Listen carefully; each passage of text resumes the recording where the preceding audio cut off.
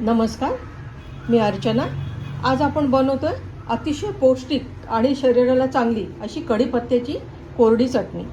त्यासाठी आपल्याला लागेल निश्चितच कढीपत्ता ताजा हिरवा धुवून पंख्याखाली वाळवून घेतलेला आहे, थोडेसे शेंगदाणे, तीळ आणि यामध्ये मी जिरे टाकले, थोडेसे जिरे लागतील, खोबऱ्याचे काप आणि ही आहे हरभऱ्याची डाळ। याच्याऐवजी तुम्ही डाळवं घेतलं तरी चालेल। चवीला मीठ आणि या वाळलेल्या लाल मिरच्या। आता आपण कृती चालू करूया। कढई गरम झाली आहे, यामध्ये आपण पहिल्यांदा शेंगदाणे घालूया आणि भाजून घेऊया थोडेसे। आणि महत्त्वाचं याच्यामध्ये म्हणजे मी सगळं हे कोरडं भाजते तेल न टाकता, म्हणजे ही अति पौष्टिक चटणी आहे। कारण आपण तीळ शेंगदाणे खोबरं जे टाकतोय तर त्याचं तेल ह्याच्यामध्ये बरंचसं होईल। त्यासोबत आपण हरभऱ्याची डाळ टाकूया। ह्याचं प्रमाण थोडंसं कमी जास्त झालं तरी काही हरकत नाही। त्या डाळीचा थोडा रंग बदलेपर्यंत आपण हे भाजून घेऊ। यामध्ये तुम्हाला पाहिजे तर तुम्ही तेल घालू शकता, पण मला ही बिना तेलाची चटणी करायची आहे। आता मी घालते खोबऱ्याचे काप। आता मी यात घालते जिरे आणि तीळ। तीळ पटकन भाजले जातात, ओढतात, त्यामुळे आपण सगळ्यात शेवटी तीळ घालायचे। आणि तीळ भाजत आले आपण लाल मिरची घालूया।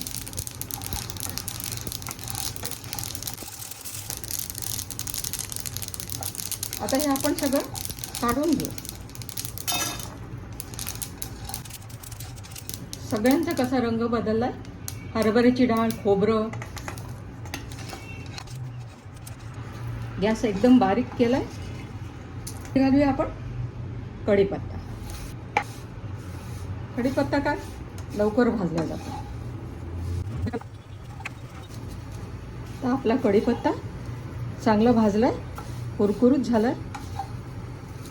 आपण आता गॅस बंद करूया आणि याला थंड झालं की मिक्सरमधून काढू। आता हे आपण सगळं भाजून घेतलेलं थंड झालेलं आहे, हे मिक्सरमधून काढून घेऊ। आधी हे एकदा फिरवून घेऊया आणि मग त्यामध्ये परतलेला कढीपत्ता टाकूया।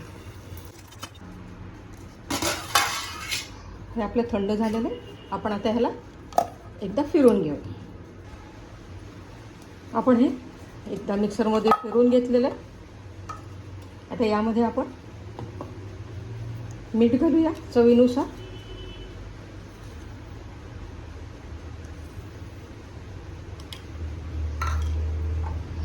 आणि कढीपत्ता घालूया।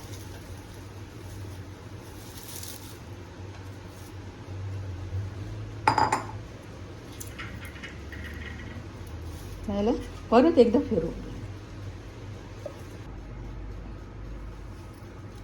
आता ही आपली चटणी तयार झालेली आहे, आपण बाउलमध्ये काढूया।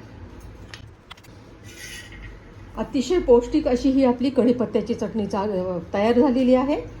आवडली असेल तर लाईक करा, शेअर करा आणि माझ्या चॅनलला सबस्क्राईब करा। आणि तुम्ही कुठून बघता ते नक्की मला सांगा। आणि ही चटणी आपण पराठा, पोळी, भाकरी कशाही सोबत खाऊ शकतो। पूर्ण व्हिडिओ बघितल्याबद्दल धन्यवाद।